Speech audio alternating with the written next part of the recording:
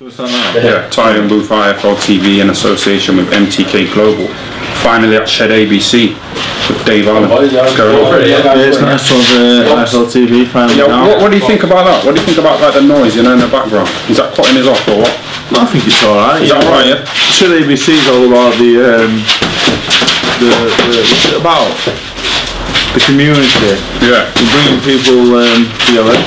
You know, this has been going on for a little while now. I had to go and see the board about the shed. They thought I was running a fight, doing something bad, but everyone eats some box. Everyone's box, how much suppressing or whatever. Just a little bit of fun that we all get together on a Sunday afternoon and have fun.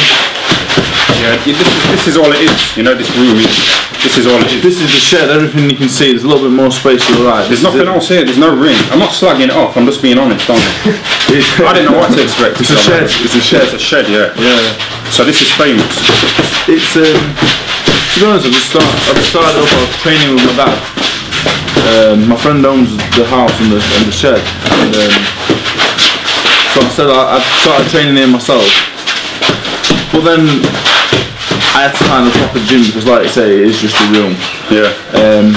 So then my mates were like, well, why don't we all just get together and just like spar, do a little bit of pad, everyone get involved, and we'll all just have fun. We'll all come out and have a bit of a laugh. You know, obviously it's a little bit more serious today. These boys are going to be putting a little bit more in because the camera's on. But yeah. You know, some people who set up gyms, they get funding, you know, from the local government. Yeah. And they try and act like they're being nice and friendly, trying to get people off the streets and getting them away from crime, but they're doing it for financial reasons. Are you getting funding? We're not getting no funding. There's no one pays £6 a week here to train. It's just a one-off Sunday afternoon thing, and we just come together and have a laugh, don't we, Dave? We do, mate. We do. It's just a bit of fun. Dave comes a few times a week. Like in the morning, just me and Dave. Dave's got a fight soon, so Dave just comes and we do a little bit of a variation of what we do in the lines, and it comes up and down in the line, and we just do things together. We go for a run, we do whatever. No.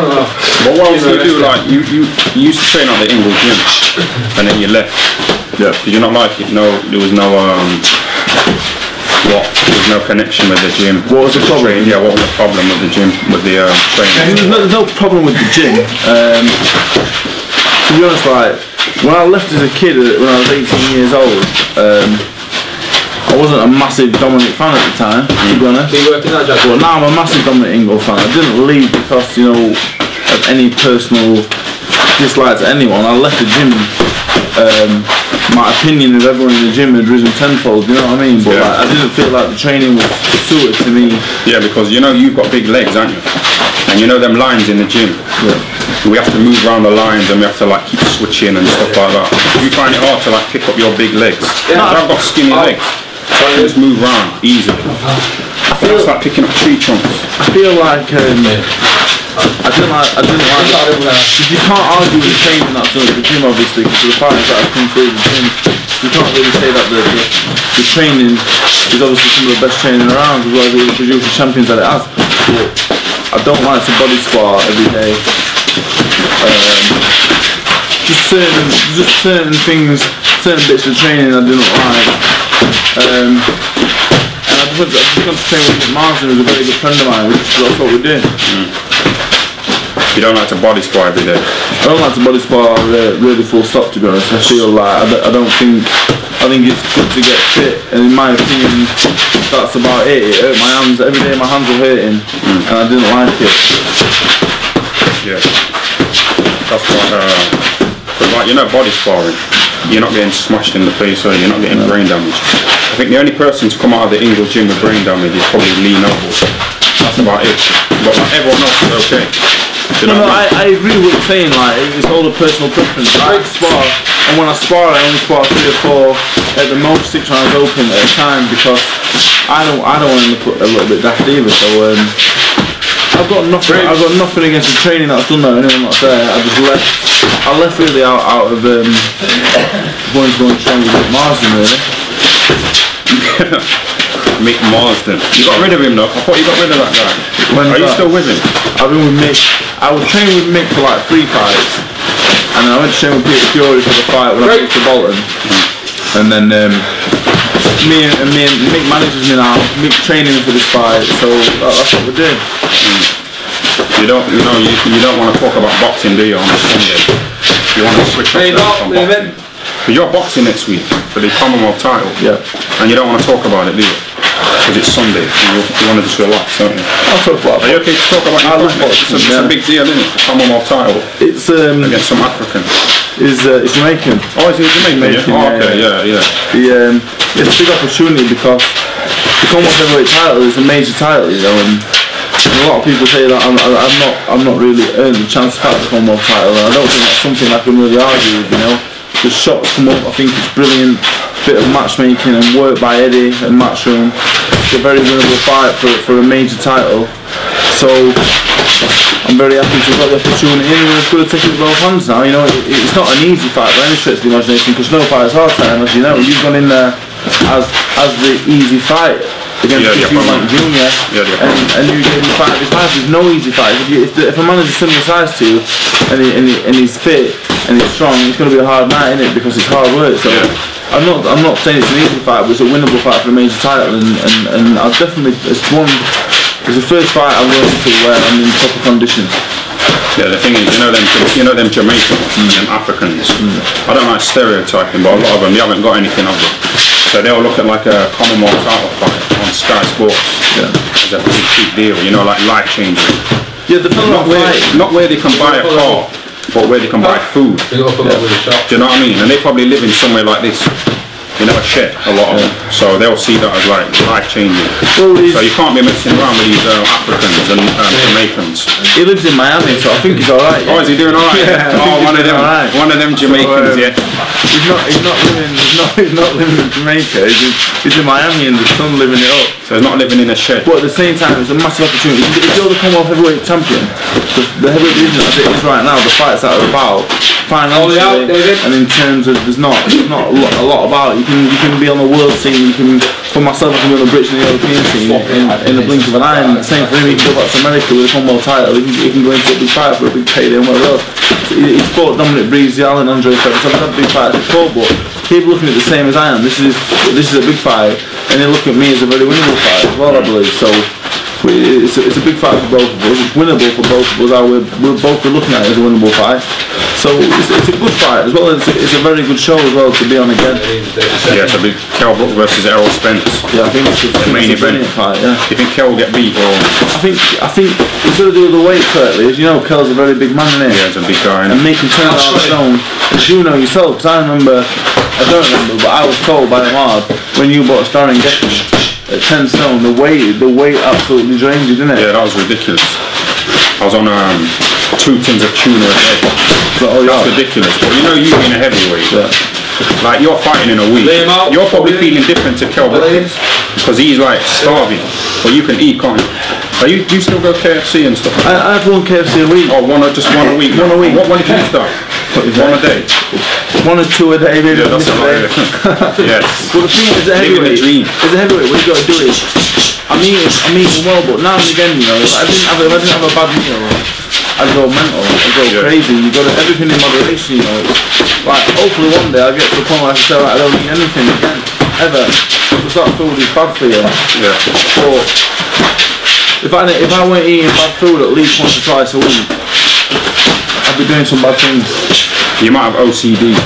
What for? You know where you need to, like everything. Like you might have OCD, I might have it as well. Yeah. I used to be addicted to 3 Stemmers, and I used to watch it every day. Yeah. And then I'd watch the repeat on Sunday. The omnibus. And I'd record it, and then I'd watch it again. Yeah. But then I got over that, and then I got into boxing. And I started watching fights, and I knew all the champions, and I was obsessed with boxing. Yeah. Then I got obsessed with chocolates. Yeah. I started having 5 bars a day. Yeah. But then I got over that. But now I'm always picking my fingers like that. Always going like, oh, that's blood. It's better than that's not chicken, isn't it? Yeah. And I got addicted to alcohol as well, and I was drinking 8 cans of cider a day. You know, when I started going downhill in boxing. Yeah. So we might have OCD. You think? What's yours now? What am I obsessed with? I have a lot of obsessions. I'm obsessed with. I had a gambling problem. Oh, gambling. I've had problems. I'm a very addicted person. I've never drank I don't take drugs, I don't smoke because I'm a very addicted person. I try and not get involved with things that are bad for me because I know like if I get a taste of something, I will do it, and I will do it to the highest level. Yeah. And with gambling, the highest level with losing is what I've been to. So I'm just trying to stay away from things like that because I've got a very addicted personality. Yeah. Oh, out there then? Addicted. So you've never been addicted to boxing, have you? And training. You've never been addicted to No, to be honest, I've never been a great trainer now, but as a kid I was a great trainer because when I was an amateur back in the day when we knew each other, when you did talk to me. Yeah, that's yeah, just remember you said that. Yeah, just remember you said that. Go on, carry on. Yeah. And, remind me, yeah? When I was a kid, my dad from being 6 years old, I used to be out running, training. I did track and field, I did the flex. My dad would make me train every day relentlessly. And then when I got a little bit older, it was football, and my dad made me exercise. And when it was sports day, I had to train for sports day. Like sports day at school would come up. My dad would be like, let's go, we must be out on the running training. So when I finally moved out of my dad's house and got out of his clothes, for the last 5 years, I've lived like a pig. Because when I moved out of my dad's house, I met a girl, I got fat, I didn't have my dad tell me what to do, and you know, for the last 5 years, until probably the last 10-12 weeks, I've just lived like a pig, because I feel like I lived 20 years as a dog. I'm not saying it's a bad thing because it was good for me in a way. Yeah. But now I've reined it back in now, opportunity, I've got to rein it in a bit. Yeah. You know, you talking about your dad always on you. Yeah. That's what Michael Jackson's dad was like with him. Yeah. And he used to beat him. Yeah. Why are we laughing at that? And he used to beat him. Yeah. So when Michael Jackson became an adult and he became like independent, he started playing with kids, didn't he? Yeah. You know, sleeping with them. Yeah. You know, like when you're a kid, you have sleepovers. Yeah. So he started sleeping with kids as a man. Yeah. People looked at you like it was bad. But he still had that childish mentality, didn't he? Yeah. You know, because he wasn't allowed to like be a kid when he was a kid. Yeah. So So what are you going to say? similar, isn't it? Bobby out. I don't know. What I was saying is, the basic overview of that whole thing is what I'm saying is, things are on track for next Saturday. Things have gone really well. You know, and that's all you can do. If you train well, when I get in the ring, I always do my best. And I can't really say further than that. You know, what will happen will happen. You know, you said you sparred with Joshua and you did well. Yeah. When was that? I was about 4 years ago. I sparred Joshua before the Olympics. That's when I first went. I was on the assessment for the GB to get on the team. And I used to beg Robert McCracken. I'm like, well, can you let me spar him, please? Because at the time no one knew who he was, but obviously he was a big specimen of a man and that, and all the talk was about it even then. So within the cell, so eventually I got to spar with him, and we sparred from the 2012 before the Olympics. We sparred up until I think just before the Kevin Johnson fight. Yeah. And I mean, I had spars where he used to beat me. He used to beat me really badly. I used to go there sometimes in terrible condition. Sometimes I go in decent condition, and he's still obviously knocked me about. But I've had spars where I got the better of it. More often than not, he would beat me badly. For every one spar where I got on top, there'd be 20 where he beat me from to post. You know what I'm saying? I'm not saying I used to beat him up or whatever. I'm just saying he had a lot of success in him, and maybe that's why sometimes I didn't see him beating Klitschko, and I don't see him beating like Tyson Fury due to my personal experience in sparring years ago. So maybe my views and my opinions are outdated based on that. Yeah, what it is, Tyson Fury wrote a tweet to Anthony Joshua after the Klitschko fight saying, I played with someone that you just had a life and death struggle with. Yeah? So some people would say Tyson would beat Joshua based on them both having shared the ring with the same opponent. And Tyson Fury dominating him easily, and Joshua struggling. But like styles make fights, don't they? You know, Harold Graham. Yeah. He boxed Mike McCallum, didn't he? And he gave him a really good fight, Harold Graham, even though he lost. But Mike McCallum battered Julian Jackson. Julian Jackson battered Harold Graham. So Harold Graham done better out of the two, out of him and Julian Jackson. You know, when they both boxed McCallum. Yeah. But like Julian Jackson beat Harold Graham, and so styles make fights, don't they? Yeah, that's what I'm saying. You know, sometimes maybe. Did you understand that? That was a bit. No, I understand what you're saying because I can spar people in that way at the time when he contends for world title and have a lot of success with him. Then I can go and spar someone who won 2 out of 10, James Oliphant actually at the time, heavyweight journeyman, and I'd be really struggling with him. So there's a lot of different kinds of styles. You know, certain people you have more success with than others, and maybe Anthony Joshua not Tyson Fury out, or maybe in my opinion, which is only based on sparring from years ago and based on my style and says is correct, I don't know, but I know what you're saying. Yeah, did you go to Gamblers Anonymous? No, he's just left. Monty's just left at the right time. Was he the guy who took Monty? Monty goes to Gamblers Anonymous. Yeah, does he really? Me and Monty both. Me and Monty are the same. Me and Monty have been friends. I've known Monty since Monty couldn't probably even remember me at the time. Me and Monty I've known Monty for 21 years, and Monty's 21 now. In fact, so luckily, me and Monty, well, unluckily or luckily, we both had the same kind of vice. You know, even other people that we know as well. I'm just saying about the gambling. It's something that we both kind of struggle with, and we both kind of help each other through, you know. So, but I think I don't know if I've got into gambling now. Yeah. But I think gambling is probably the biggest issue in men aged between 18 and 30 in full stop right now. I think it's criminal. It's everywhere, and it's a massive problem globally, I believe. Did you suffer from depression as well? Yeah, I did. Yeah.